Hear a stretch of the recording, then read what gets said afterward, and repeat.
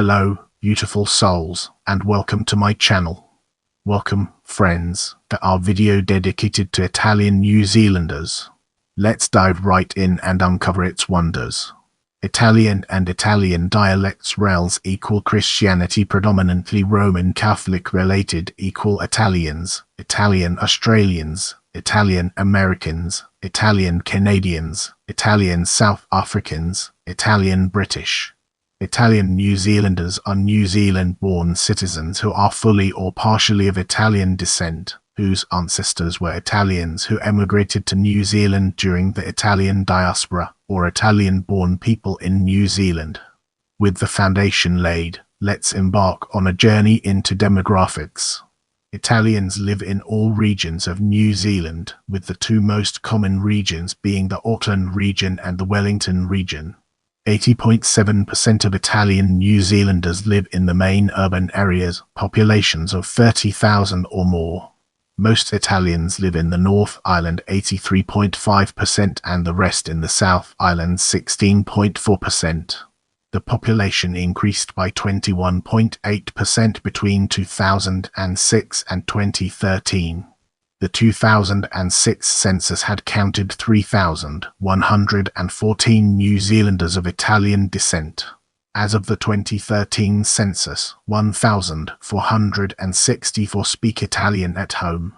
English is the most widely spoken language by Italian New Zealanders, with 95.9% being able to speak the language.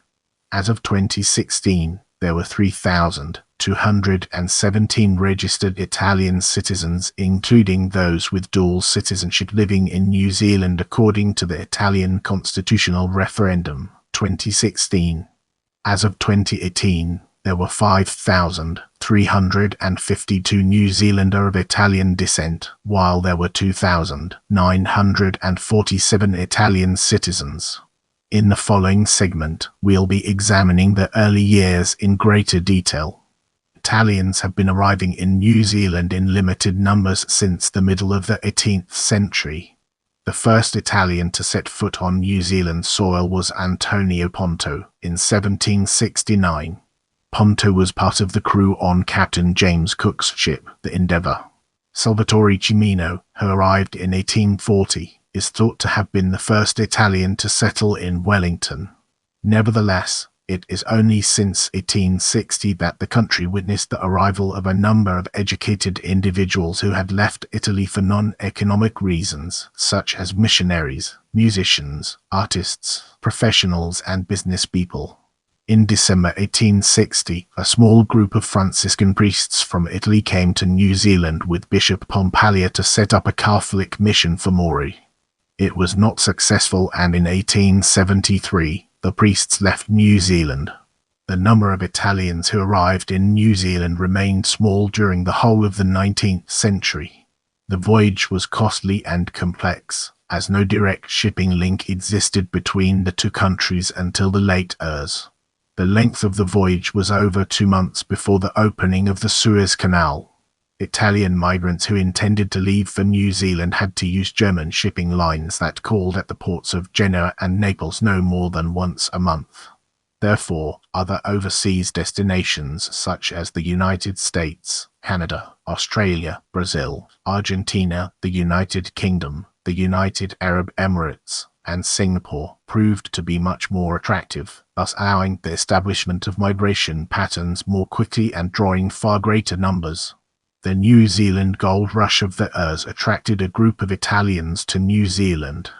When the gold rush ended, some of the Italians returned home to their country, some migrated to Australia, while others looked for work in the cities. The shape of New Zealand was used as a marketing tool to attract Italian migrants, with a 19th promoter of Italian immigration showing how New Zealand bears a resemblance to Italy, turning it upside down with the foot end facing up. During the years, organized groups of Italian migrants arrived. These included a group of about 230 men of various occupations recruited by an agent in the Livorno area of northern Italy in 1875. On arrival in New Zealand, these men were assigned work they were often unsuited to, such as laboring on the Wairarapa Railway. One group of Italians was sent to Jackson's Bay in Westland to grow grapes and mulberry trees, but this scheme was a failure as the weather was not suited to these crops. Some men arrived with their families, while others later sent for their wives and children to join them in what is referred to as chain migration. With our curiosity piqued, let's embark on a dedicated exploration of 20th century and its fascinating intricacies. More waves of Italian immigrants arrived in the 20th century. By 1914, there were about 50 Italians from Marsalubrans and Stromboli living at Eastbourne, mostly involved in fishing. From the Ers, a number of these fishermen moved to Island Bay in Wellington, where there was already an Italian presence from the 19th century migrations. In 1933, a fishing boat based in Island Bay was destroyed in a storm with the loss of 4 lives. Since then, a ceremony by the Catholic Church has been held each year to bless the boats, in a tradition dating back to southern Italy. Other Italians, many of whom came from Pistoia in Tuscany, took up market gardening in the Hutt Valley. The Italian market gardens in the Hutt Valley were almost all gone by the mid-Ers as land values rose and land was sold off for housing. Between 1905 and 1930, an Italian community developed in Nelson, centered on market gardening. Most of these families came from southern Italy, from Sorrento, Marsalubrans, south. At Gotta and Marina di Puolo, crops included tomatoes and other vegetables, including garlic, eggplants, and capsicums. During World War I, there was tension when British market gardeners in Nelson objected to having to do military service while aliens could stay home with their families. During World War II, Italian residents of New Zealand were considered enemy aliens. Some were interned on Mauritius Island, while others, whether naturalist New Zealanders or not, were required to register themselves at a police station under the Alien Control Emergency Regulations 1939.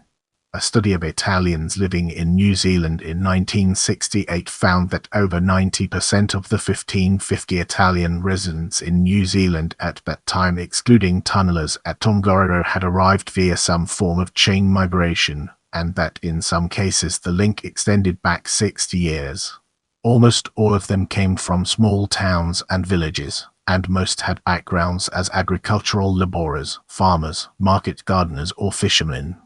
Just under 10% of the Italian-born population in New Zealand in 1966 had arrived as displaced persons between 1950 and 1954.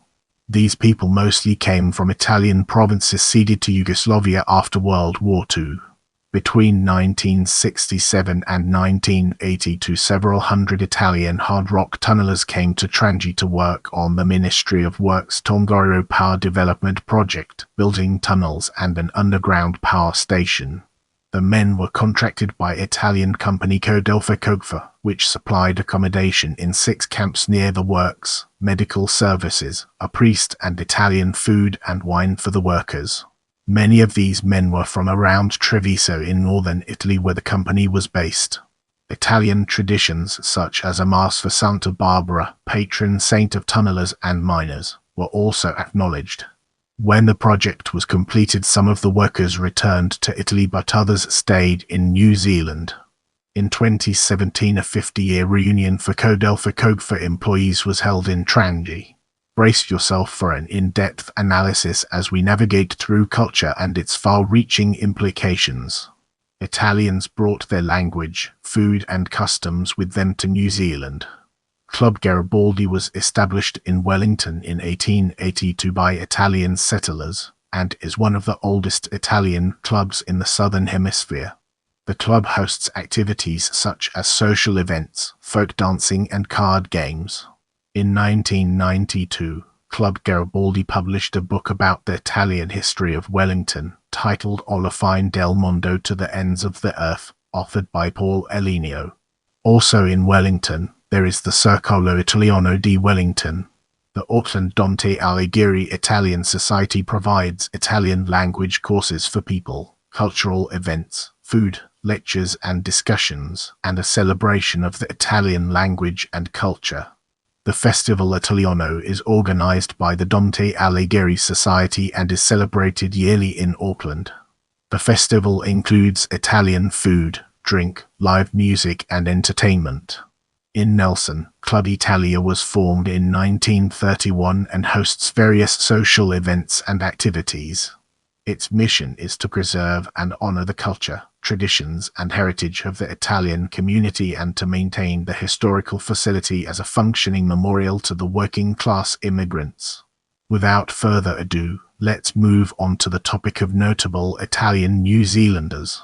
Liberato Kakis, soccer player Umberto Calcine, rugby union player Brendan Diamante, cricketer Kate De Goldie, writer Ralph De Gregorio, soccer player Luke Romano, rugby union player Paolo Ritondo, actor Rick Saliso, broadcaster Daniel Vettori, cricketer.